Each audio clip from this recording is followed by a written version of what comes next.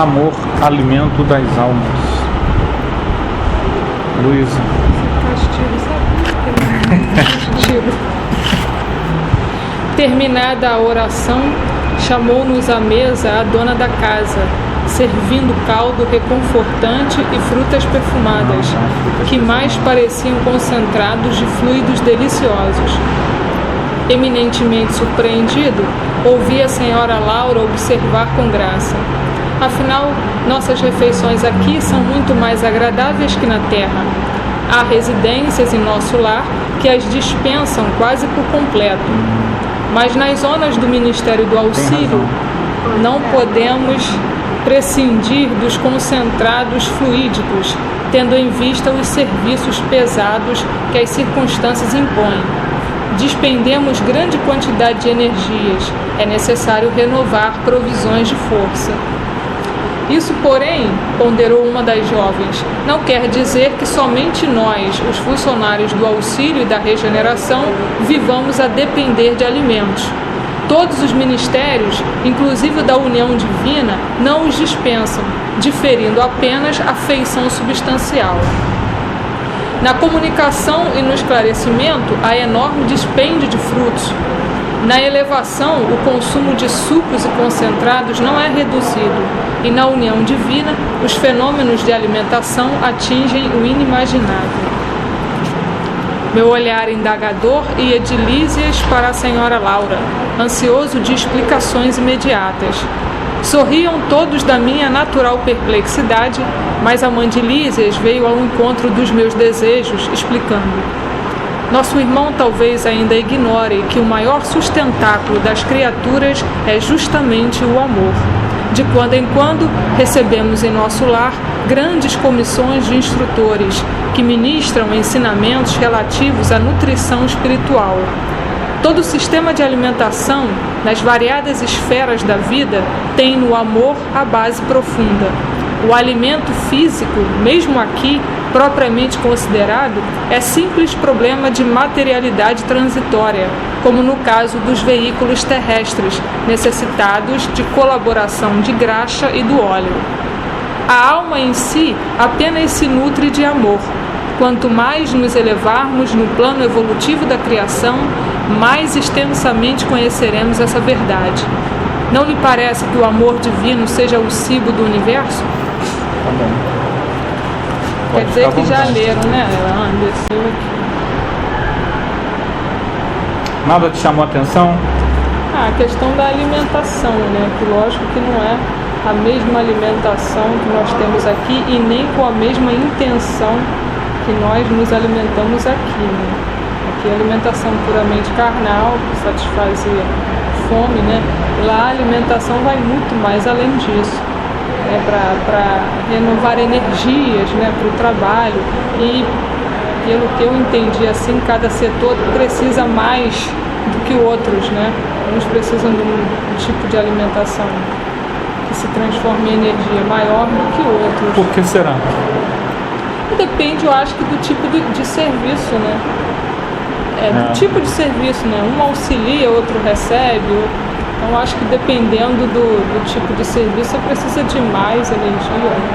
Quanto mais denso for o trabalho, quanto mais a pessoa trabalha com enfermos, ou tendo que ir num umbral, ou tendo que cuidar nas câmaras dos enfermos, mais energia através dos alimentos eles tá vão mais precisar. Bem revestido, né? Eles vão precisar, porque há um gasto maior de energia. Então, na verdade, aqui, despendemos grande quantidade de energias, lá na primeira página, no capítulo, no segundo parágrafo. Despendemos grande quantidade de energias. É necessário, no final do segundo parágrafo, renovar provisões de força. Então, esse pessoal que trabalha no resgate,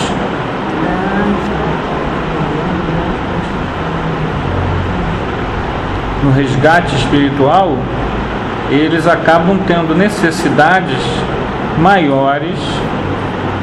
Isso porque eles ainda não tem totalmente a capacidade de repor essas energias sem a ingestão de alimento. Vai chegar um momento na evolução em que eles vão conseguir repor essas energias mentalmente, e aí cessa a necessidade de tomar energia em forma de alimento. Essa é só uma questão de evolução. Só que a evolução, ao contrário do que a gente às vezes pensava, a gente pensava ainda numa visão tradicional, presa ainda àquela noção de céu. A gente pensava, mesmo já tendo conhecimento, que chegando lá, acabou a necessidade. Você chegou no nosso lar, chegou no plano espiritual, você não precisa de alimento, né? Houve muitas pessoas, e há ainda, que questionam a obra Nosso Lar por causa disso. Por que alimento? Não tem corpo físico, não tem necessidades fisiológicas, mas não é outra coisa, como você falou, são as energias, né? Não é mais alimento para esse corpo físico sobreviver, não é isso, é alimento para repor energias, né? E à medida em que o espírito, a pessoa, ela começa a sorver as energias por ela mesma, a necessidade de alimento desaparece. Ele ficou, nós já passamos pela parte que o ministro, há aquela revolta do alimento, já passamos, né? E o ministro deixa a todos a pão e água não, mas só com fluido, por 6 meses, mais ou menos isso. E todo mundo teve que se alimentar só com fluidos. Foi a indignação, capítulo 9.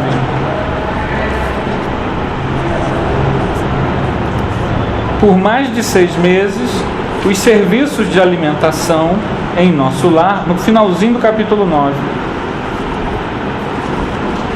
Se vocês acham. Por mais de 6 meses. Agora quem perdeu fui eu.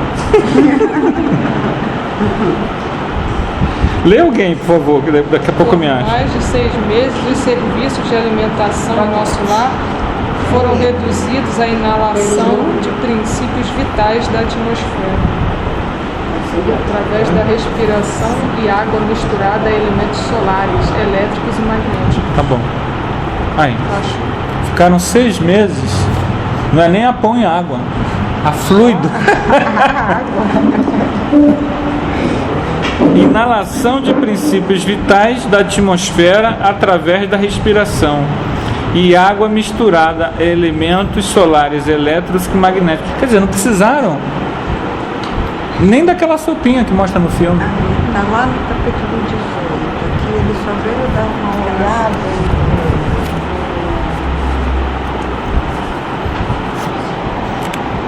Apenas se nutre de amor.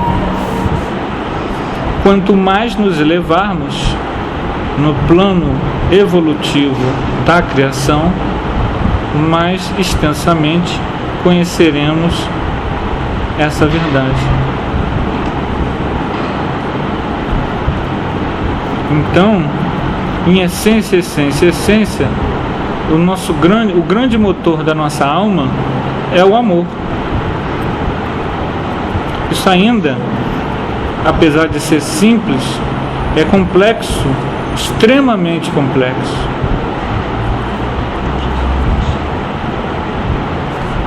Mas a gente chega lá. O que seria essa feição substancial?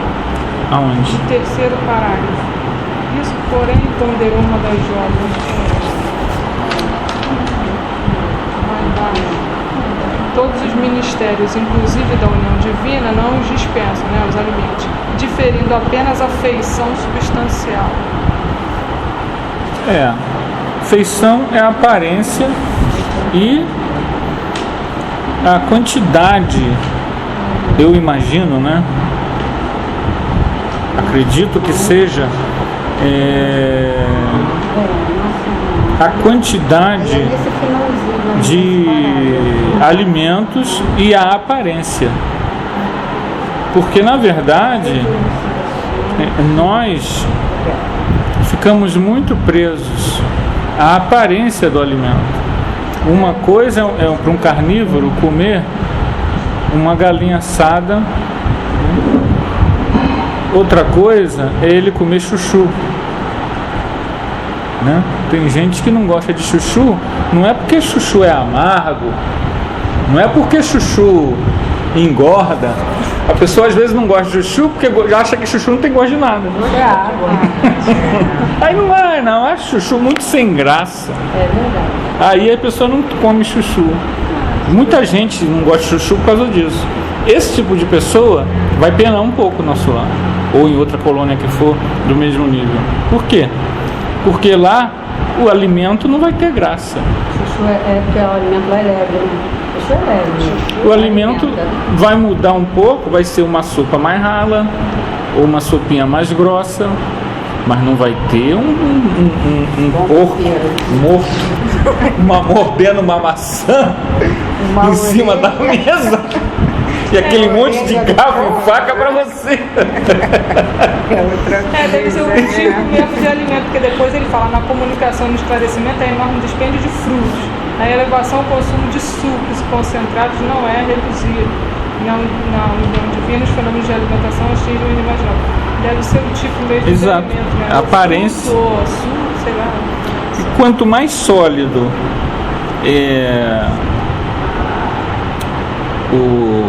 o produto aparentar, mais podemos conjecturar, né? Imaginar, não temos certeza de nada. Mas talvez quanto mais sólido o alimento for, maior quantidade de energia ele deve passar. Porque quanto mais sólido a pessoa precisa de alimentos, é porque ela tem mais dificuldade de repor essa energia por ela mesma, através da vontade. Então, a partir chega um momento em que a pessoa ela deixa de ter necessidades de alimentos, né? Mas isso muitas vezes demora. E também você pode repor as energias automaticamente com o alimento, coisa que muitas vezes através da vontade a pessoa demoraria muito tempo, tá? Então tudo isso que a gente aprende na Terra a gente leva para o plano espiritual. Se você tem o hábito de uma alimentação frugal, né, e isso é fácil de notar, basta a gente ver o peso, não tem jeito. A gente vai na balança, vê lá a altura e peso conforme o sexo, né? E vê se está dentro do peso ou se está fora do peso. E isso vai definir se nós temos de cara, é o básico para definir a nossa alimentação. E depois vem o tipo de alimento que a gente é chegado. Quanto mais pesado e denso for o alimento, mais dificuldade a gente vai ter, talvez, provavelmente, para deixar do hábito de comer quando desencarnar. Porque, na verdade, está muito ligado a condicionamento. Vocês entendem o que eu quero dizer com condicionamento? Entende? Entende, Luiz? Entende? Condicionamento. Quando nós acordamos, nós estamos condicionados a acordar e tomar banho e escovar o dente. Se você vai fazer um acampamento, aí você vai para o acampamento, aí você pensa que o seu namorado levou a escova de dente e ele pensa que você levou a escova e a pasta, e chega lá, os dois estão sem escova nem pasta. Isso já pode ser motivo para discussão. Porque a pessoa está tão habituada, né? Que a pessoa, então, aí já começa aquele pequeno atrito. Aí depois descobre que esqueceu o repelente para mosquito. E o local está cheio de mosquito. num instantinho o cidadão vai ter que se locomover até o local mais próximo para arranjar o repelente, a pasta e a escova. Claro que aí é questão de higiene, mas é uma necessidade higiênica, é um bom hábito que a gente adquire. Às vezes nós temos maus hábitos ou condicionamentos que são desnecessários. Não sei, não estou me lembrando de nenhum agora, assim. Mas qualquer coisa, né, serve para...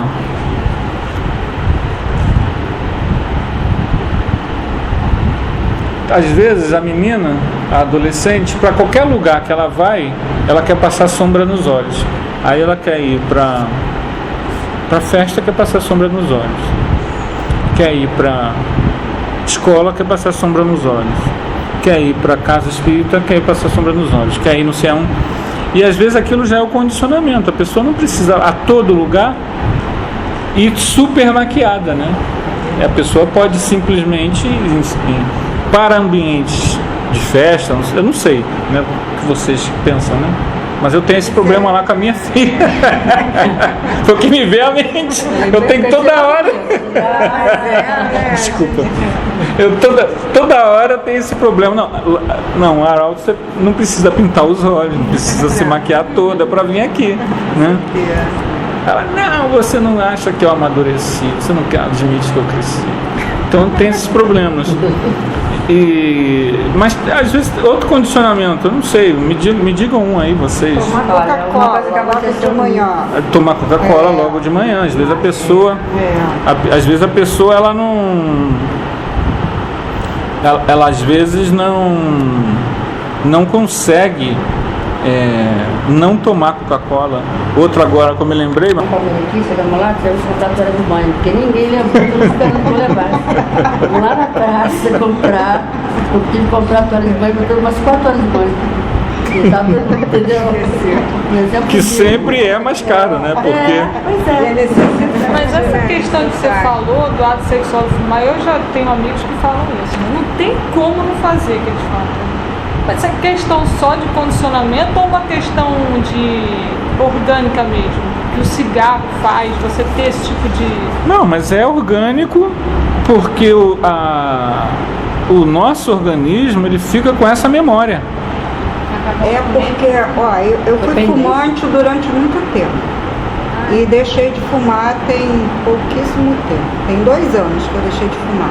Então, nas palestras que eu assistia lá no tratamento contra o tabagismo, lá assistente social e a doutora falava que isso são hábitos que a gente tem por associação. Você associa o cigarro a certas situações. Tomar o café e fumar. Atender o telefone e acender o cigarro. E ao banheiro. E ao banheiro. É humano. E ao banheiro com o cigarro. Acabar de almoçar, acender o cigarro.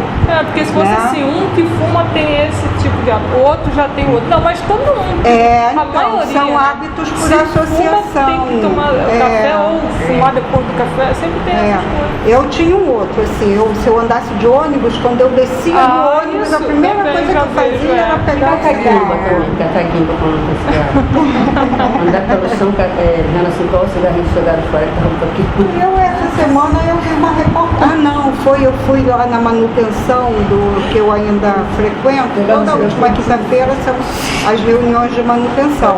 Aí lá a assistente social estava falando que tem um menino de 14 anos que se inscreveu lá para fazer o programa, né, para deixar de fumar, que ele tem, além do vício do cigarro, o vício de catar as guimbas. Ele cata a guimba. E se torna um vício também. A gente quando não tem vício, a gente nem diz essas coisas que fumou, estava fumando, se não estava. Perde. Não, mas o problema do condicionamento, que tem a ver com vício, o vício é um condicionamento. Se ele é negativo, nós tendemos pouco a pouco a perder certas noções de estética, de higiene, e a pessoa vai como que num regressismo, caindo. Infelizmente isso acontece. Por exemplo, a pessoa que tem um surto neurótico, que tem a ver com condicionamento, de pegar coisa na rua. Uma vez eu vi no jornal, na reportagem, a senhora, a casa dela era um lixo. Isso já umas 3 vezes, já aqui no Rio de Janeiro. Que a pessoa tinha o hábito de pegar coisas, qualquer coisa que chamasse atenção, e aí a casa da senhora, ela morreu, foram ver. Os vizinhos reclamaram e reportaram foi lá. Foi isso aí. Aqui em Beto Ribeiro. E não é a primeira vez que eu vejo isso. Teve uma reportagem também, uma senhora que ela catava as coisas na rua e levava para dentro de casa e dizendo que aquilo ela ia vender, reciclar, e ela não fazia nada, ela só juntava a lixarada. Aí tem doença mental, condicionante, e tem assédio também, tem obsessão espiritual envolvida. E o passado da pessoa, às vezes a pessoa, em outras vidas, tem alguma coisa ali que, né? Foi garida. Não, há uma... Nós vivemos numa sociedade de fartura. Hoje, nós vivemos, a gente reclama de salário, reclama disso, reclama daquilo, mas hoje você sai daqui, com 15 reais você vai ali no quilo e come o que você quiser. Coisas que você, há 300 anos atrás, você entra nesse restaurante ali da esquina, tem coisas que você há 300 anos atrás nem sonhava que aquilo podia ter acesso. Só os muito ricos, os reis, que tinham ostra, camarão, salmão. Hoje você pode ter tudo isso ao alcance da sua vontade de chegar ali. Por mais que a gente reclame, você vai gastar 10, 12, 15, 18 reais e vai comer o que você quiser. Então e vai comer bem. Essa fartura, aí você tem, falando da questão do sexo, infelizmente você tem, né? Você sai, eu trabalho de madrugada, então eu saio daqui 11 e pouco, saio de casa 11 e pouco. Tem já prostituição aqui, você vai andando aqui até você vai olhando por lá, você vê a prostituição. À noite também no centro da cidade, que você via também. Então, a pessoa que tiver alguns tostões consegue sexo a hora que quiser, comida a hora que quiser, drogas a hora que quiser, qualquer tipo, cigarro, bebida. Você entra em qualquer boteco, tem bebidas do mundo todo, é vodka, é não sei uísque, é não sei o que, não sei. Então, essa fartura que a gente vive, ela acaba sendo uma armadilha para quem já traz de outras vidas ou o hábito daquilo ou a ausência daquilo. A pessoa nunca teve aquilo. Então nessa vida ela é como se o cérebro dela dissesse, né? A mente, o condicionamento, eu preciso disso muito, porque ela nunca teve naquela outra vida lá no deserto, que ela morreu de fome. Então às vezes ela nasce aqui e tem comida, então ela quer comer, porque lá no íntimo dela, quem sabe amanhã ela vai parar no deserto e vai morrer de fome de novo. Então essa memória está mal resolvida. Enquanto ela não resolver esse contato dela com essa memória que está ali esfomeada, né? E por aí vai. Isso aí a gente pode ir em vários exemplos. Infelizmente nós somos fáceis de condicionar. Como é que a gente se livra disso? Como é que a gente se livra disso?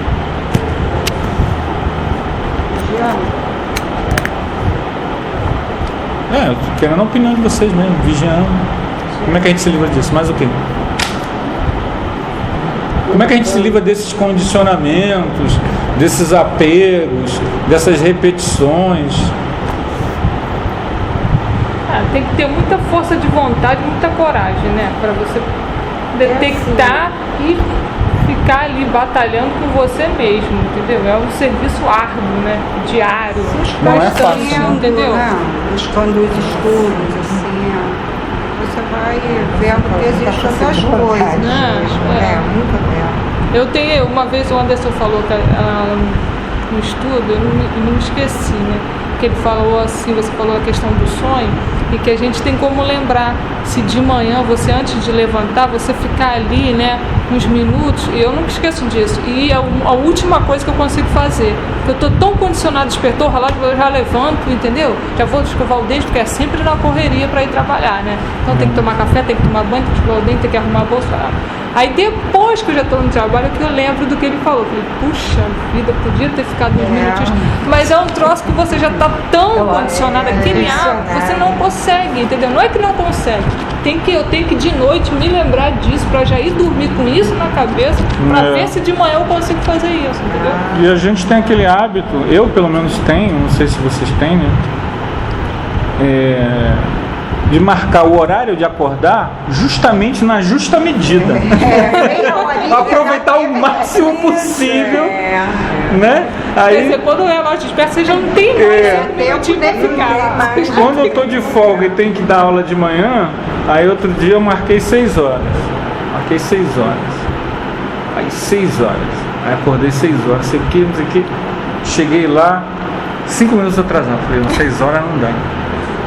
Vou marcar 5h55. Já estou em 5h38. 5h38 eu já vi que dá. Então a gente, para fazer isso, o que eu tenho que fazer? Acordar 5 horas. É verdade. Tenho que acordar 5 horas para ter 20 minutos só ali, sem voltar a dormir, né? Porque também é um risco de você acordar 5 horas e voltar a dormir. Ficar só 20 minutos, o que eu sonhei, aí começa a dormir. E com bons hábitos, esses são bons hábitos. Com esses hábitos, muitas coisas começam a vir à memória. Você começa a acessar a tua memória espiritual. Aí vem não só o que você sonhou, mas lembrança de outras vidas, contato que você teve no plano espiritual. Isso tudo vai. Mas só que isso não é fazer uma vez. Não é de hoje para amanhã. Tem que ser nos próximos 6 meses, 8 meses, 10 meses. E anotando tudo. Aí você vai anotando. Ah, não, mas isso tem nada a ver. Vai anotando, vai anotando, vai anotando. Às vezes até premonição tem ali. Às vezes até previsão do futuro tem nos sonhos. Por isso que tem que anotar. Que aí quando você voltar e ter o hábito de compulsar naquilo, não sei o que, eu sonhei isso ano passado, não sei o que. Caramba, olha só, eu sonhei isso aqui. E olha só o que aconteceu semana passada. É como se a nossa mente já pudesse prever coisas. Por quê? Porque são coisas que estão na nossa programação espiritual para passar. São dicas que os mentores às vezes dão para gente evitar, ou para a gente tomar um caminho, ou tomar outro. E às vezes são lembranças não só de outras vidas, mas também lembranças do nosso espaço de tempo intervidas. Entenderam? Entre uma vida e outra. Eu tive uma vida... Estou chutando, tá? Estou inventando aqui, tá? Só para ilustrar. Eu tive uma vida no século XIX. Aí morri, era escravo, tentei fugir, queimar a fazenda. E fugi. E nessa fuga me pegaram. E porque a gente tentou incendiar a fazenda, já viu o que aconteceu, né? Morri. Mataram. Aí você vai para o plano espiritual. Aí, como eu sou muito bonzinho, muito iluminado, um espírito cheio de luz, cheguei lá e fui querer fazer o quê? Me vingar dos caras, né? Fui atrás dos caras, fiquei perseguindo os caras, como obsessor desencarnado. Aí num belo dia aparece um ser de luz, uma de vocês, Anderson, esse caminho de Osmo não leva a nada, olha só. Aí falou, sabe uma coisa? Ele tem razão, não leva a nada. Aí levam para uma colônia espiritual. Aí numa colônia espiritual dessas, bem aqui mesmo, não é nosso lá não, bem aqui, terra, eles começam a passar essas lições pra gente. Aí a gente fica lá anos e anos estudando, aí começa a organizar o que vai fazer antes de nascer. Então, esse espaço entre uma vida e outra, que você fica organizando, às vezes a gente tem como lembrar disso também durante o sono. Porque os nossos amigos que nós deixamos lá, muitas vezes eles dão uma dica pra gente. Porque eles sabem que quando a gente desencarnar, a gente vai fazer esse papel com eles. Vai ser uma espécie de amigo espiritual, né? Acho que isso aí não chega a ser momentos de reflexão. Quando você está assim parado, você tem uns... Pode ser também, né? Tudo isso pode acontecer. Do nada você tem um pensamento assim. E outro problema também que tem esse lance do vício é identificar o vício, a própria pessoa. Eu ver o vício nela é fácil. Agora, ela reconhecer que aquilo é um problema é que é o mais difícil, né? Como é que você... Aquilo está tão arraigado na tua forma de ver que mudar, reconhecer, às vezes, questão de orgulho, você reconhecer que um filho está falando, aquilo que o filho está falando tem a ver, aquilo que a esposa está falando tem a ver, aquilo que a namorada, o namorado, o vizinho, a TV, é muito difícil. Às vezes você abaixar a crista, né? E puxa vida, será que ele tem razão? É muito difícil pra gente, né? Nem sempre, a gente geralmente reage e às vezes até percebe que a pessoa tem razão, mas continua para não, questão do orgulho, né? De não mudar a ideia, né? Não mudar a tua posição. Tem uma posição, tem uma postura, tu não pode reconhecer que você errou, né? O ideal é o quê? Aqui a gente começou a ler. Quando comecei a ler, que eu me lembrei. Ela estava com a razão. Aqui agora, se lembra? Nós começamos a ler, ela falou, não, nós já começamos. Eu não me lembrava de nada. Quando começou a ver, quando ela falou, justamente, frutas perfumadas. Aí eu falei, nós já lemos. Falei, tem razão. Mas isso acontece com a gente o tempo todo. Reconhecer que às vezes você aquilo aquele conhaquezinho que você toma para abrir o apetite, faz um outro mal também. Só que esse conhaque você já toma há 15 anos. E se não tiver, aí a pessoa, como é que eu reconheço que já é um vício? Se começar a dar dor de cabeça, se você não, se não tiver feijão, eu fico nervoso, eu fico agitado. Se não tiver carne, eu fico nervoso, eu fico agitado. Se eu não tomo café, eu fico com dor de cabeça. Quando acontece isso, é porque já é vício. Se aquilo que a gente toma todo dia, um dia não tem, aquilo leva você a agredir os outros, agredir a mulher, porque não avisou que acabou o pó de café, agredir a empregada, porque não sei o que, o cachorro, porque não latiu, é vício. Quando a gente começa a tomar atitudes que de alguma forma nos agridam ou agridam alguém, ou a gente começa a ter reações no corpo físico, dor de cabeça, susto, dor de cabeça, nervosismo, qualquer coisa assim, né? É interessante, às vezes a pessoa que toma cerveja, gosta de tomar cerveja, uma cervejinha não faz mal nenhum, não faz bem. Vamos ver só uma coisa, não é que ela faça mal, não faça mal. Você consegue ficar sem? Vamos ficar 2 meses sem tomar um copo. 2 meses? Não, mas é o teste para saber como está a relação da pessoa com aquilo, entendeu? Daquele alimento, mas o organismo dela empurra ela a sentir fome, aí vem nervosismo. É uma luta em glória, mas nós temos que empreendê-la para que as substâncias não nos dominem, né? É uma coisa que a gente tem que, cada um, pouco a pouco, ir se livrando dessas substâncias que tendem a se tornar viciantes no nosso organismo. Vamos lá, gente, vamos continuar?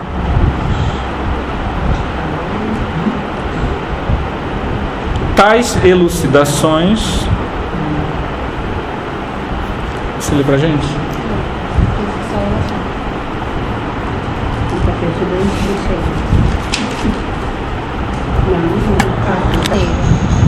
Percebendo minha satisfação íntima, Lísias interveio acentuando: tudo se equilibra no amor infinito de Deus, e quanto mais envolvido o ser criado, mais sutil o processo de alimentação. O verme no subsolo do planeta nutre-se essencialmente de terra.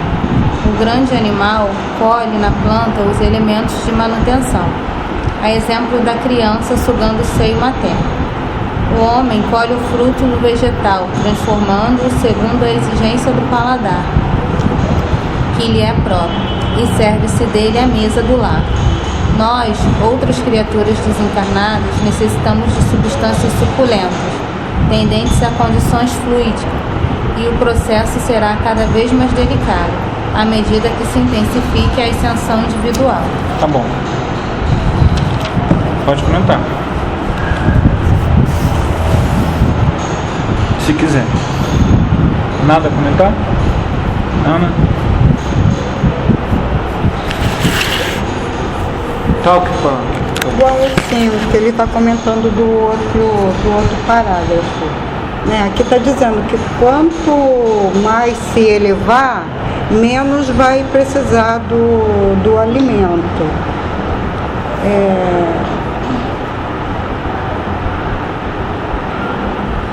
É isso aí. É isso. Quanto mais a pessoa se elevar espiritualmente, menos vai precisando dos alimentos. Né? Eneida. Então é isso, né? Então, por isso mesmo, a evolução, quando chega no estágio humano, ela tem uma diferença do verme e do animal. A diferença da evolução no humano é que é o problema nosso. Que no verme e no animal, as coisas vão acontecendo automaticamente. Ele só tem que seguir o automatismo natural para evoluir. Ao longo dos milênios, as experiências vão ampliando a sua evolução. No homem, não. Se nós ficarmos só vivendo no automatismo, a gente fica com a casa cheia de lixo. O ser humano, pela sua capacidade de ter raciocínio, a evolução exige esforço. Acho que a Luísa falou ainda há pouco aqui, o esforço. Nós precisamos identificar os nossos condicionamentos íntimos, os nossos auto-enganos, aonde nós temos falhas na nossa personalidade, aonde nós temos omissões na nossa personalidade, aonde nós temos o orgulho e o egoísmo no nosso íntimo e ir em direção a ele, atacar, porque senão eles não somem.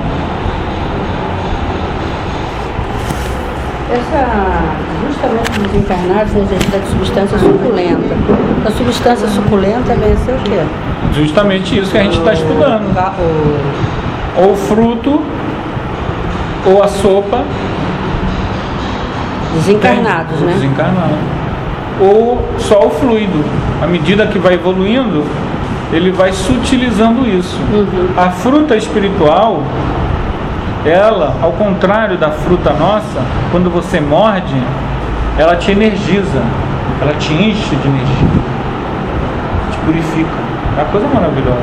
A fruta? É, a fruta. O suco espiritual, muitas vezes tem um irmão que ele está... A gente faz aqui esclarecimento aos espíritos, né? E às vezes ele está preso ainda a gostar de coisas da terra, como cachaça. E a gente fala para ele, você está desencarnado, não precisa mais disso. A gente pede para os enfermeiros para traz aqui uma substância, uma bebida fluídica e aquela bebida vai limpar ele. Ele toma a bebida, caramba, que coisa maravilhosa. Muitas vezes só tomar aquela bebida já é o suficiente para ele vencer esse condicionamento. Porque é outro problema nosso também. Se a gente morre muito apegado a coisas como cachaça, por exemplo, o fato de morrer não vai fazer com que a gente se desapegue disso. Só morrer não transforma ninguém em santo. Todos nós, se nós morrermos hoje, ou daqui a 50 anos, não importa, ou daqui a 70 anos, nós vamos ser como somos. Porque as pessoas que têm a condição de ver os espíritos, quando passa num bar que vê uma pessoa bebendo, né, às vezes está sentado numa mesa bebendo cachaça, sei lá o que for, vê um monte de espíritos sugando aquela pessoa que está ali naquele bar bebendo, né? Pode ter. Não quer dizer que todo Era mundo até um exemplo, assim, como se fosse uma porca alimentando os leitõezinhos. Eu nunca mais esqueci isso. Falei, nossa, é muito espírito sugando aquela pessoa. O vampirizador espiritual desencarnado é uma realidade. Mas ele, ao contrário do que a gente imagina, é um ser humano que tem um parceiro. E ele, o parceiro, os dois suprem suas necessidades. O nosso segredo quando estamos encarnados é evitarmos todos os vícios. A prece, que faz uma diferença danada, né? A oração, a meditação, aqueles exercícios, de vez em quando a gente fala aí, de bioenergia, a caridade, o amor ao próximo. Isso, muitas vezes, duas pessoas que bebem, uma que faz metade disso e outra que não faz nada disso, vai diferenciar a ambiência espiritual dela. Porque o ato de beber em si não quer dizer que, fumou, tem um espírito fumante preso a ele? Não. A pessoa pode fumar e não ter espírito nenhum. Um vidente olhar e não vê espírito nenhum. A pessoa só está se prejudicando, mas não está com ambiência espiritual pesada. Não é comum, mas pode ter. Por quê? Porque ela pode ser uma pessoa que faz o bem, que está enganjada num trabalho, ela é diretora de um orfanato, em paciência, cuida um monte de criança, e está lá, mas ela fuma. Mas essa pessoa... Mas ela tem uma proteção, porque o amor que ela tem pelas crianças... Mas se ela fumar 2 a 3 carteiras por dia, já passa a ser vai ser um obsessor que está ali? Não. Uma pessoa fumar normalmente, né, não é certo, mas ainda vai lá. Mas assim, um cigarro atrás do outro... Eu estou pensando aqui como responder isso. Olha só. O obsessor é um espírito mau que não gosta da gente, seja porque tem dívidas com a gente, seja porque foi pago por alguém para fazer mal, seja porque a gente está fazendo coisas que incomodam ele. Isso é o obsessor. Então ele persegue a pessoa. Agora, quando eu gosto de cachaça e tenho espírito que gostam, isso não é obsessor. Isso é o meu amigo. Parceiro, né? É meu parceiro. Entende? Então a relação é outra. Não é de subjugação. Ele não está subjugando a pessoa. Há uma sintonia em que ambos querem a mesma coisa. Como é que resolve isso? Desobsessão sozinha não cura isso. Desobsessão sozinha não cura o alcoolismo. A pessoa, o encarnado, ele pode curar sozinho, com a sua força de vontade. Por isso tem o AA, o Naranon e todos esses trabalhos maravilhosos, que é para a pessoa o quê? Começamos a falar sobre o quê? O uso da vontade na evolução. Pessoa... dos lados, né? Exatamente. O obsessor, ele não é o causador do vício. O vício está na alma da pessoa. Entendeu? Então o nosso problema não é a quantidade de cigarros que a pessoa fuma. O problema não é esse. Ah, porque a pessoa fuma 2 maços e a outra só fuma 1. Só fuma quando toma café. O problema não é esse. O vício é o mesmo, né? Ela pode ter ou não ter assédio por uma série de fatores como esses que eu dei o exemplo. Como a maioria de nós, essa é a grande realidade. Não estamos engajados em trabalhos assistenciais de forma alguma, não somos voluntários para limpar a floresta da Tijuca, para limpar o mar, nós não abrimos o nosso coração, então a nossa sintonia, ela não é de alto nível. Quando a gente fala a necessidade da caridade, pode ser qualquer tipo, cara. Ajudar lá o pessoal ali no Jacaré dos cachorrinhos, né? Aquele local ali que cuida dos animais, da Suípa, as crianças, a floresta da Tijuca, o mar. A gente tem muitas coisas para poder ajudar e se enganjar, né? E se a gente se recusa a abrir o coração para servir o próximo, ninguém vai ficar, faz alguma coisa de útil. Ninguém vai ficar. Ninguém vai jogar um raio em ninguém por causa disso. É o nosso livre-arbítrio. Mas a nossa companhia espiritual não vai poder ser nobre. Porque os espíritos nobres estão onde estão a necessidade. Se nós não estamos lá, eles não estão com a gente. Eles olham de vez em quando, onde eu olho isso agora? Deixa lá, ele está lá com os dele. Deixa ele... Está entendendo? Então vamos lá. Vamos que vamos. Alguma questão, gente?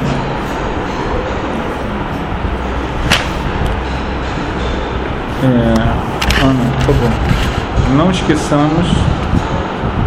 Não esqueçamos, todavia, a questão dos veículos, acrescentou a senhora Laura, porque no fundo o verme, o animal, o homem e nós dependemos absolutamente do amor. Todos nos movemos nele e sem ele não teríamos existência. É extraordinário, aduzir comovido. Não se lembra do ensino evangélico do amai-vos uns aos outros? Prosseguiu a mãe de Elísias atenciosa. Jesus não preceituou esses princípios objetivando tão somente os casos de caridade, nos quais todos aprenderemos, mais dias menos dias, que a prática do bem constitui simples dever. Aconselhava-nos igualmente a nos alimentarmos uns aos outros no campo da fraternidade e da simpatia. O homem encarnado saberá mais tarde que a conversação amiga, o gesto afetuoso, a bondade recíproca, a confiança mútua, a luz da compreensão, o interesse fraternal, patrimônios que se derivam naturalmente do amor profundo, constituem sólidos alimentos para a vida em si. Reencarnados na Terra, experimentamos grandes limitações. Voltando para cá, entretanto, reconhecemos que toda a estabilidade da alegria é problema de alimentação puramente espiritual. Formam-se lares, vilas, cidades e nações em obediência a imperativos tais. Tá bom. Alguém quer comentar alguma coisa? Maravilhoso isso aqui.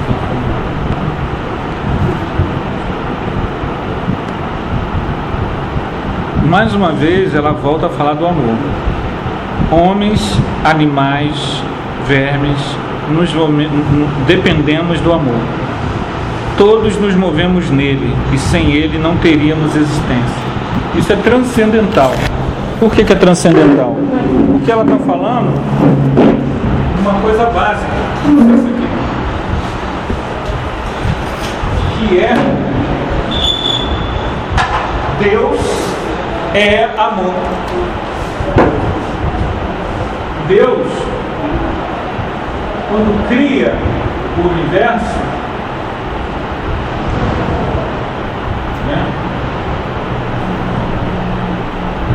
Deus é amor. o universo é uma manifestação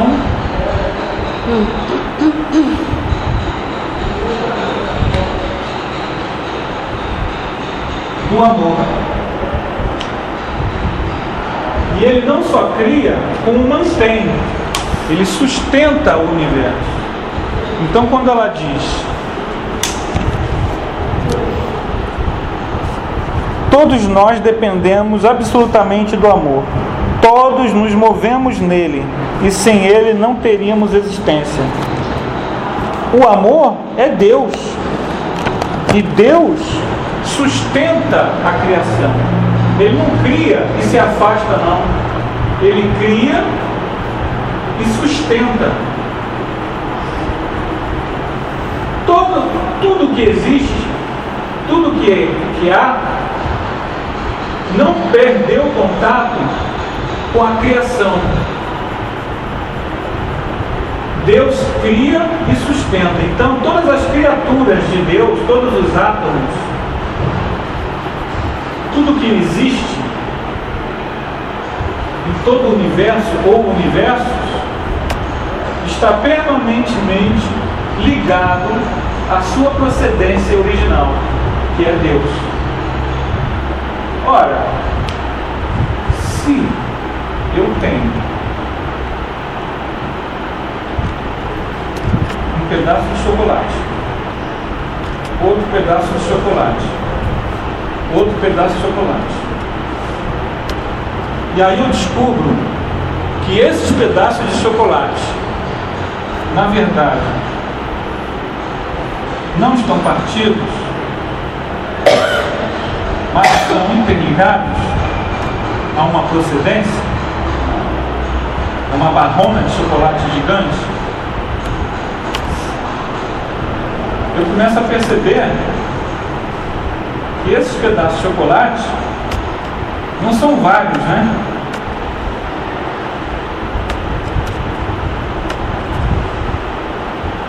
A diversidade, tudo que existe, ela tem uma ligação original com a procedência dela, de onde tudo deriva. Então todos nós estamos interconectados.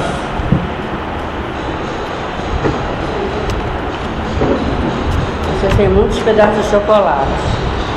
Como Deus é amor, estamos interconectados. Você vai dar um pedaço de chocolate para todos nós. Pode ser isso. Senão você pode passar mal. Você ficar com esse monte de chocolate.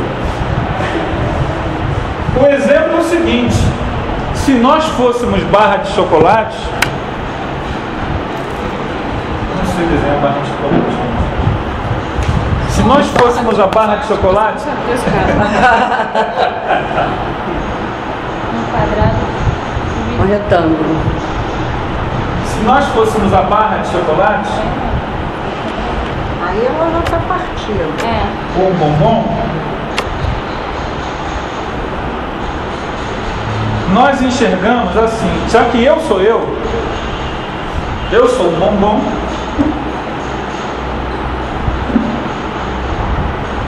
ele é um chocolate, ele é o cacau.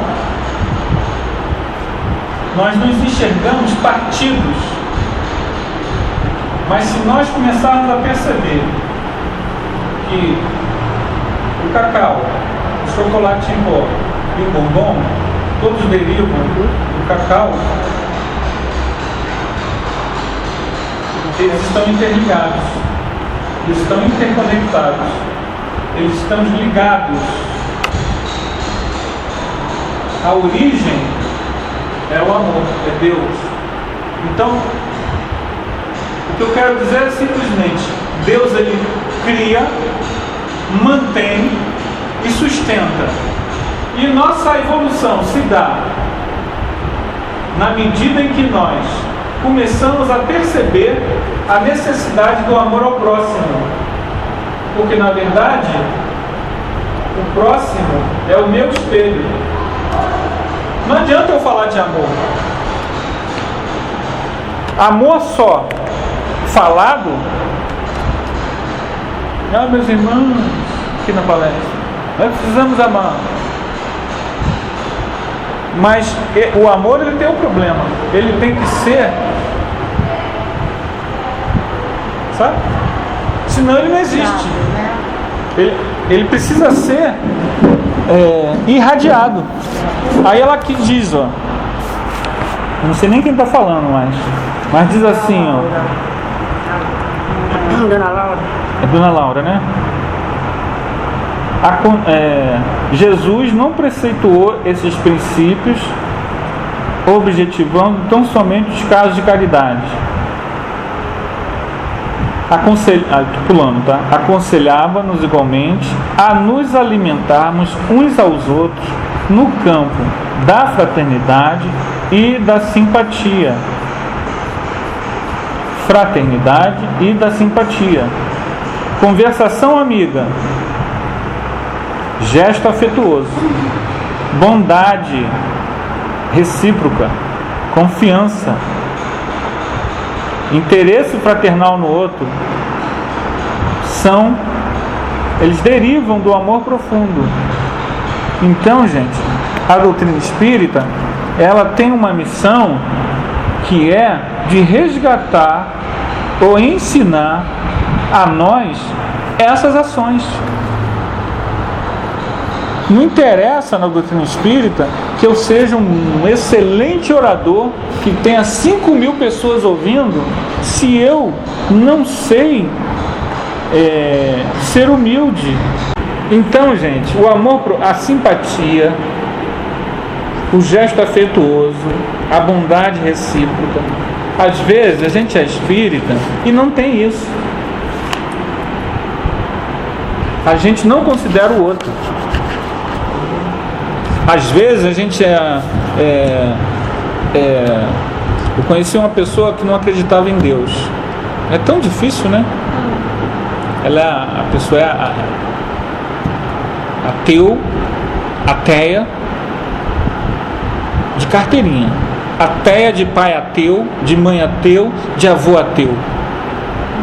A família toda. Porque eles são comunistas, a família é tradicionalmente comunista. Corpo a corpo. É difícil. Mas já viu até um homem famoso no rádio que ele dizia que ele não acreditava em Deus.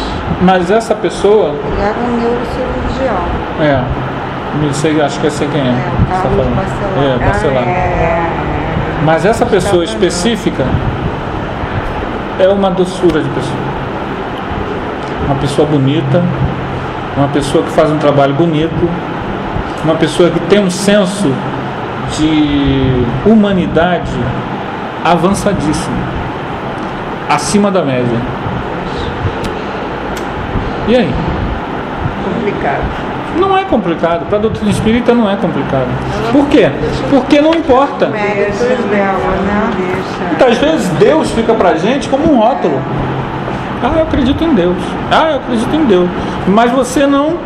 É um rótulo. Esse rótulo, para nós, do conhecimento espírita, ele não tem a importância. Às vezes é difícil falar isso. Você pode chamar aquilo ali de Alá,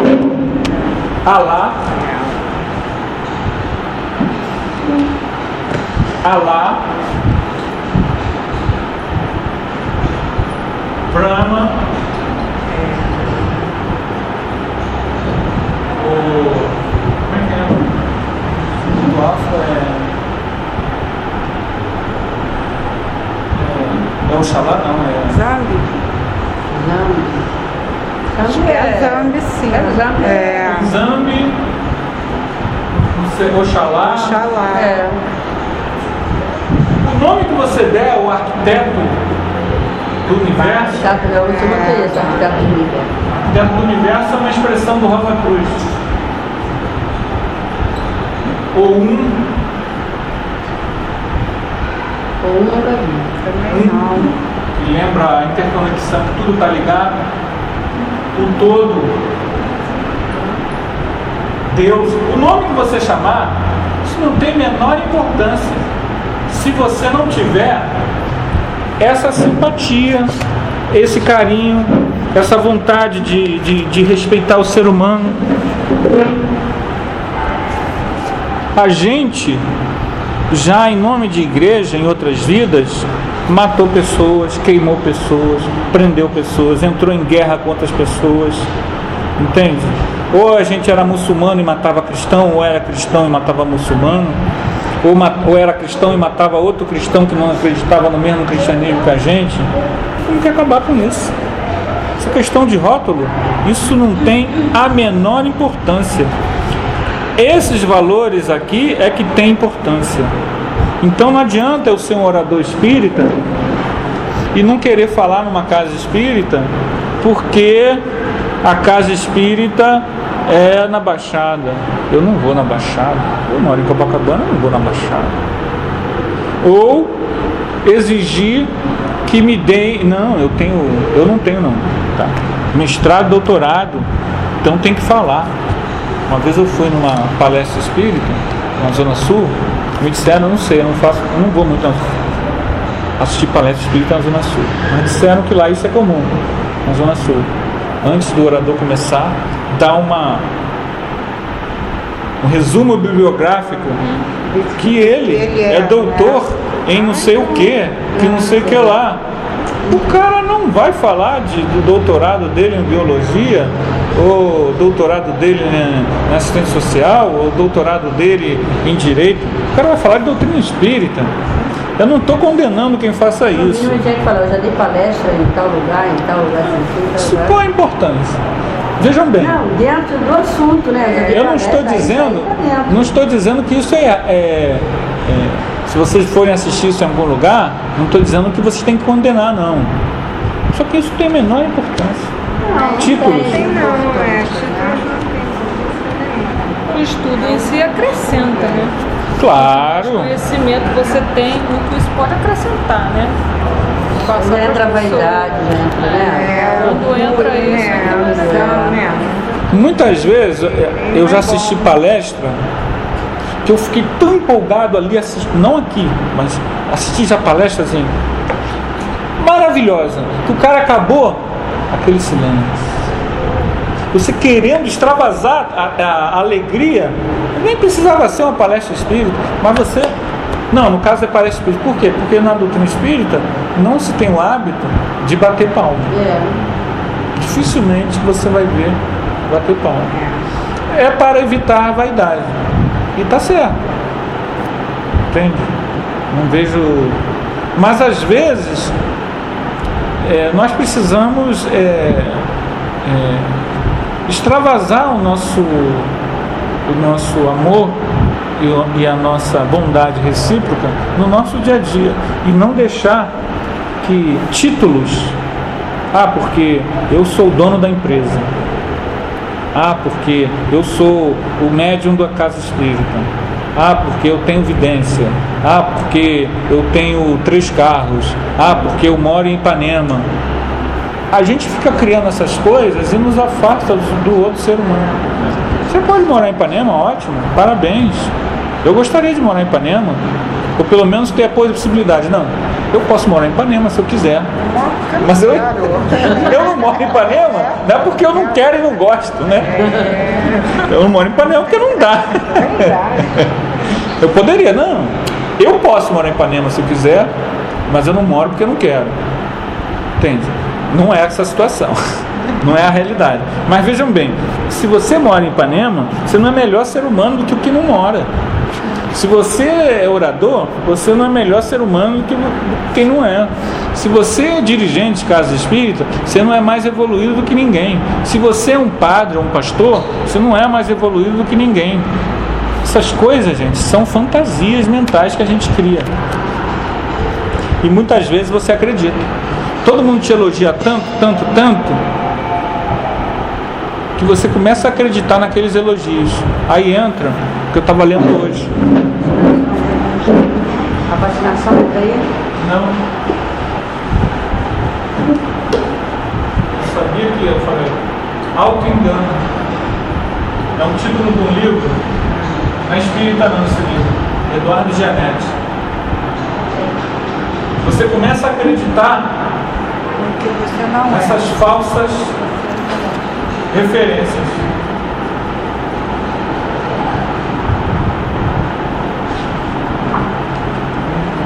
Auto-engano, Eduardo Janete.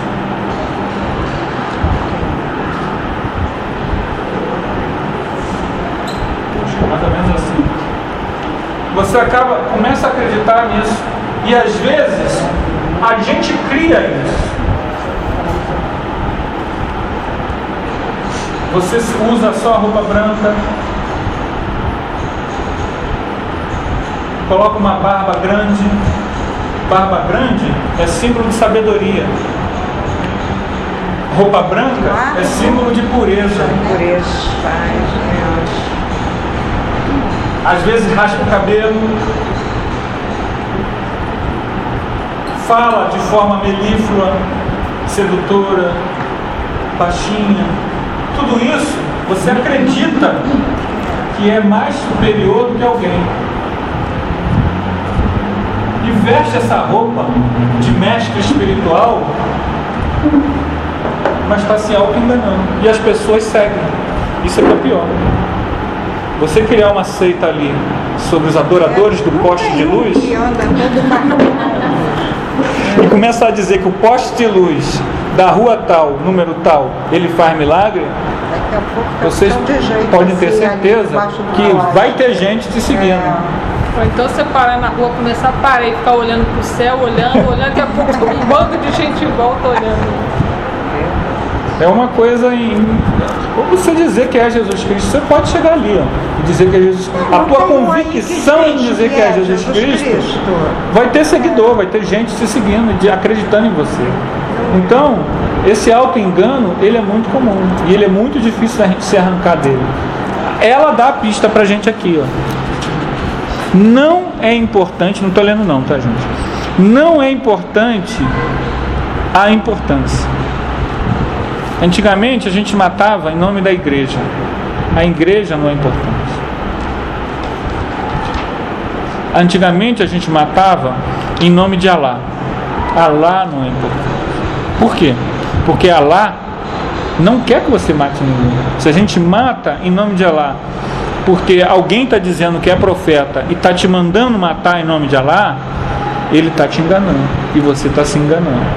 Então, se você está matando alguém em nome de Alá, em nome da milícia, em nome da igreja, em nome do país, tem alguma coisa errada. Por quê? Porque matar o outro deve merecer de nós sempre uma análise profunda. Tem algo errado. Ou eu estou me manipulando ou acreditando que sou melhor do que aquele ser humano para ir lá e matar ele. Ou por quê?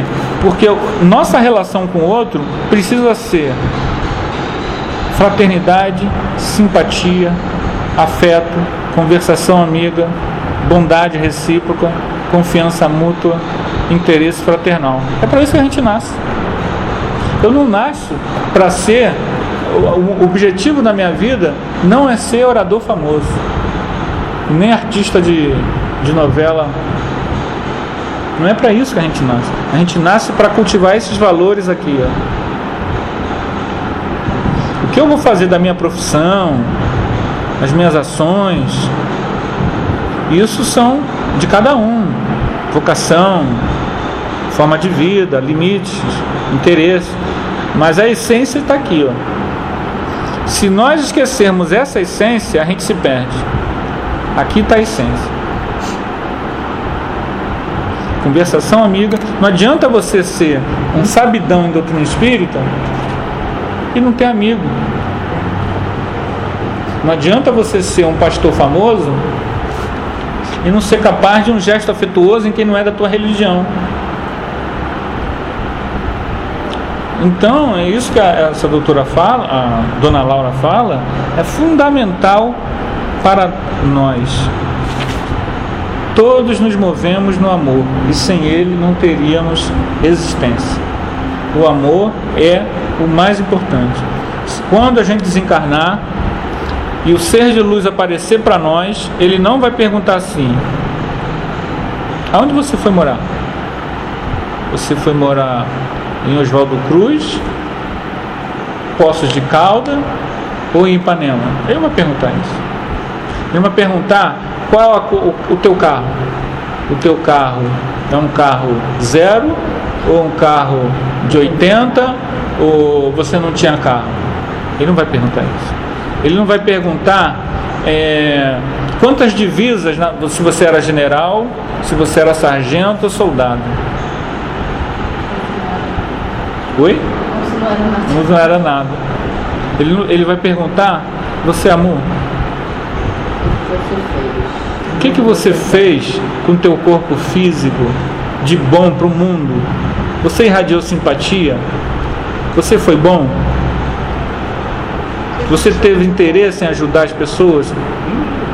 O que você fez de bom? Você abriu o seu coração? É isso que ele vai perguntar. Todo o resto ele não está preocupado. Mas a gente se perde em todo o resto. Esse todo o resto a gente se perde e esquece o essencial.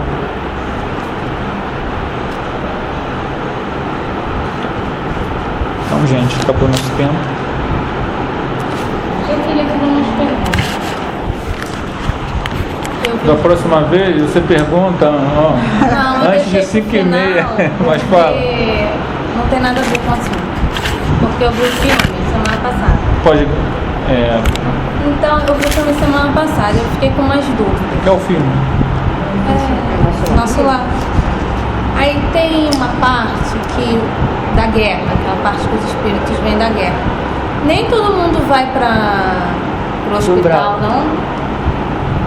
Pro hospital que o André Luiz foi, o pessoal foi para a colônia de regeneração, eu acho, começou a ficar uma movimentação. Nem todo mundo foi para lá, para o hospital onde ele foi. Não, nem todo mundo vai para o hospital, não. Vai direto para a colônia de regeneração? Não. Existem, primeira coisa,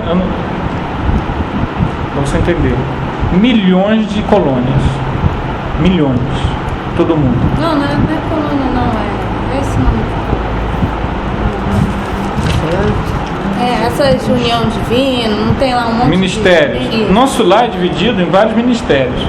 Você vai dentro de uma colônia espiritual, podem ter todos esses ministérios que tem nosso lar. E pode não ter nada disso. Você chegar na colônia você chega na colônia lá, você desencarnou. Qual o nome dessa colônia? Aqui você está na colônia de Lírios. Lírios, poxa, muito bonito. O nome dessa colônia é Lírios? E onde é o Ministério da União Divina? Hein? O quê? Onde é o Ministério da Regeneração? O que é isso? Você está falando da colônia Nosso Lar? Não. Aqui é outra diretriz. Então, vejam bem. Nem todo mundo que chega na colônia, numa colônia espiritual, vai estar mal. Às vezes o cara está bem. Mas eles vieram da guerra. Sim, mas se a pessoa estiver muito bem, o tipo de morte não a afeta depois que ela morre. Ela foi fuzilada no campo de concentração. O corpo dela está lá exangue. Ela está magrinha. Mas se ela é um espírito do bem, ela sai do corpo, olha para o corpo e já está bem. É possível isso. A pessoa sai do corpo, desencarnou e já não tem mais todo aquele processo do fuzilamento, ficou lá, ela já saiu. Não é como o André Luiz que levou aquela ferida para a enfermaria, né? O que muda? Evolução. O que muda? Amor ao próximo. É o que faz a diferença. Tem gente que desencarna e ela faz o seguinte: ela dormiu e se desdobrou. Ela dormiu e saiu do corpo. Aí vem os instrutores espirituais: olha, fulano, acabou, chegou o seu dia. Ela vai ajudar a desencarnar. Ela mesma. Ela ajuda os mentores a tirarem ela do corpo. Por quê? Porque ela tem evolução. Está preparada, né? Tem gente que não, que desencarna e fica preso ao corpo ali, ó. A pessoa não sai, a pessoa já está morta. Mas ela não quer sair. Ela não tem mais ligação com o corpo. Mas ela quer ficar ali, sabe por quê? Porque quando ela sai, ela olha pro corpo, aí ela volta. Porque ela não... É o medo da morte, né? Ela está saindo, mas o corpo já está morto, ela não tem mais ligação com o corpo. Evolução. Tem gente que desencarna, vai para um umbral, precisa ser resgatado, e está com todas as mazelas. Às vezes a pessoa fica 15 anos no umbral, e quando é resgatado, ainda está com problema no coração, o corpo ensanguentado. Tem gente que é resgatado, a pessoa foi esfaqueada há 50 anos, e a faca ainda está lá. Espiritualmente, por que a faca está lá? Não, gente, a faca, ele foi esfaqueado no corpo físico, mas a mente dele plasma ainda a culpa, a mente, as dívidas, e a vida ociosa fez com que aquela faca ainda tivesse plasmada lá. Às vezes chega aqui, né? O espírito na reunião mediúnica, o cara ainda está com um machado no crânio, aí você tem que tirar. Meu irmão, vamos tirar e fazer pedir mentores, né? A gente não, né? A gente pede, amigos espirituais, vamos cauterizar isso aqui. Às vezes o cara está com um troço aqui, a lança enfiada aqui assim na garganta, que ele desencarnou e não tem nenhum mérito. Pode ser que um outro que morreu junto com ele, com lança enfiada na garganta, ele saiu do corpo sem nada, sem lança nenhuma, olhou para o corpo e foi embora. É por isso que a gente diz que a evolução exige o esforço nosso. Para que a gente não tenha esses probleminhas, nós precisamos fazer essa coisinha básica aqui, que não é nada demais. Se eu sou uma pessoa fechada, tímida, agressiva, egoísta, indiferente, é começar a ser bondoso, a abrir meu coração. Por que eu estou assim? Vamos abrir, a visita Curupaiti que a gente faz, aí o Arautos faz, é um local para você exercitar isso. Às vezes eu não consigo fazer isso em casa, com minhas filhas, com minha esposa. Às vezes eu só sou um bonzinho só de palavra, não consigo ser assim. Então eu vou lá em Curupaiti, levo não sei o que, começo a comprar, vou comprar essas balas aqui, vou levar para Curupaiti. Não vou fazer um bolo. Você começa a, sabe? Porque a gente não vai ficar espírito puro de uma hora para outra. Você precisa, né? Vai exercitando a sua vontade. Melhorar. O que é aquele orfanato ali? Não vou dar então 10 reais. Não posso dar muito, dou 10 reais para aquele orfanato. Eu não posso ir lá na Suípa, mas eu posso dar 5 reais para a Suípa todo mês. Você começa a se preocupar, você começa a se abrir e vai se desapegando. E o que começa a se sentir melhor com isso, né? Então, respondendo a tua pergunta, as pessoas, quando desencarnam, não necessariamente precisam passar para o hospital, tá? Não é uma necessidade. Depende da pessoa, do apego dela ao corpo, da vida que ela levou, de uma série de fatores. Nem todo mundo é igual ao André Luiz. Não. Passou o que o André Luiz passou, fez o que ele fez, né? Exato. O interessante é, depois de ler o livro Nosso Lar, é ler um livro chamado E a Vida Continua. Vale a pena. Alguém já leu esse livro do André Luiz? Já leu? É o último livro de André Luiz. E a Vida Continua. Por que é interessante? Você já leu? Porque é um desencarne completamente diferente. Você quer fazer mais alguma pergunta? Pode fazer. Quero. Não, é rápido. Também tem a parte da sobrinha lá do carro, menina revoltada.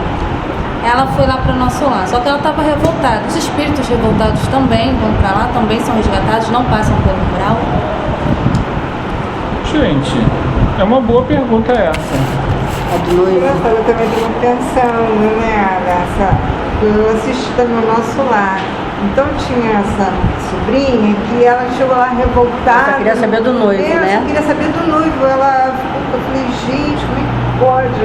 Né? Ela queria, ela não sabia, que estava mal, não se conformava de jeito nenhum. No próximo capítulo aqui, a dona Laura vai dar um banho sobre essa moça que chegou revoltada lá. A gente vai entender melhor esse caso específico.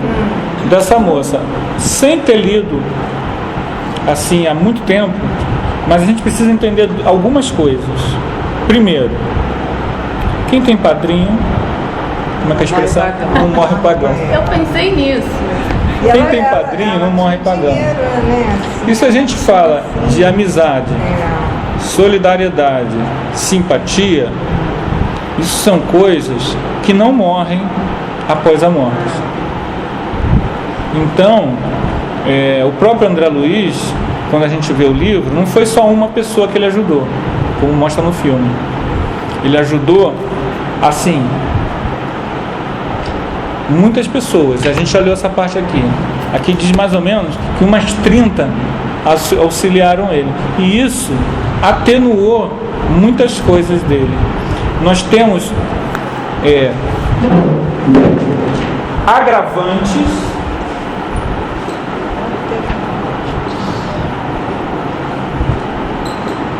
e atenuantes. Coisas que a gente faz que agravam a nossa situação e coisas que a gente faz que atenuam a nossa situação. Então, isso vai contar muito. O íntimo da moça. Às vezes a pessoa está revoltada porque perdeu o noivo, mas ela é uma pessoa de bem, gente. Mas eu queria morrer aquela hora. Entende? A única coisa que a pessoa queria era voltar para viver, para ficar com o noivo que ela gosta. Queria casar.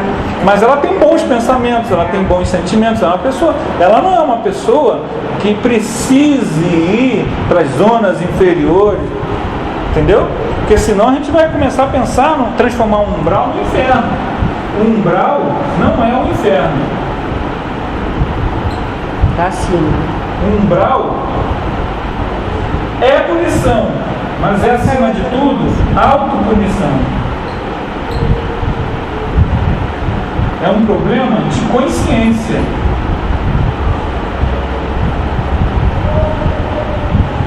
A minha consciência precisa estar devedora às leis divinas. Porque quando a minha consciência está devedora às leis divinas, se eu ver uma cidade de luz lá no horizonte, eu fico com vergonha. Se eu ver um espírito iluminado, belíssimo, irradiando amor, eu saio correndo dele. A minha consciência me pune. E aí eu vou para os iguais a mim, os sujos. Porque eu não quero, a minha consciência, não, eu fiz isso, isso e isso. Entendeu?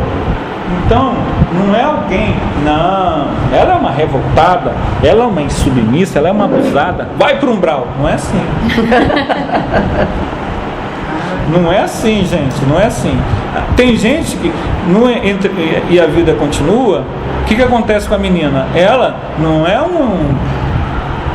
uma super mulher, caridosa, sei que. Ela é uma dona de casa, recém-casada, que morre. E ela acorda no hospital. Ela vai para a cirurgia. Ela tem um problema que um outro senhor também tem. E os dois vão para a cirurgia. E os dois acordam no hospital. E aí o hospital não é o mesmo hospital que eles estavam internados, né? Tipo um spa, a água é diferente. Aí todo mundo... E tinha outras pessoas na mesma situação. Aí ele falou, olha, você vai achar engraçado. Eu não me lembro o nome da moça agora. Mas eu acho, o senhor falando com ela, você já reparou como aqui a água é diferente? Você já reparou como um alimento é maravilhoso? Você come um alimento? Eu acho que a gente morreu. Ela, como morreu? A gente está vivo aqui. Acho que a gente morreu. Por que a gente não vê os nossos parentes? E eles tinham morrido mesmo. Demorou algum tempo até que os mentores chegassem para eles e disseram, vocês desencarnaram. Não, desencarne suave. Ela dormiu na operação e acordou no hospital. Então, nem todo mundo... Vamos esquecer um pouco essa coisa do umbral, que não é assim, não, gente. Quando ele também morreu no hospital e acordou naquela escuridão. Exato. uma vida feliz. Você às vezes não precisa ser nem caridoso, mas às vezes você é um avô, um avôzão, um paizão, uma mãezona, uma pessoa amorosa, uma pessoa simpática. Então vai dar grandes voos de evolução, mas já está garantindo uma vida tranquila. Por que você vai ser jogada no umbral? Por quê? Não, porque eu não fui uma trabalhadora no orfanato, porque eu não fui trabalhar na mediunidade. Não é assim, entendeu? Senão a gente estava perdido. A gente vai para o umbral porque a gente matou, a gente perseguiu, a gente traiu, se suicidou, se deprimiu e não quis saber de nada. Os motivos são mais pesados, são mais densos, né? E aquela coisa da intervenção. Muitas vezes você já não tem muita coisa para ser punido e ainda tem amigos que velam por ti. Então, às vezes, a pessoa vai na tua casa, você sabe que ela está necessitada e ela vai lá pintar a tua casa. E aí você acordou a ela, dá R$100.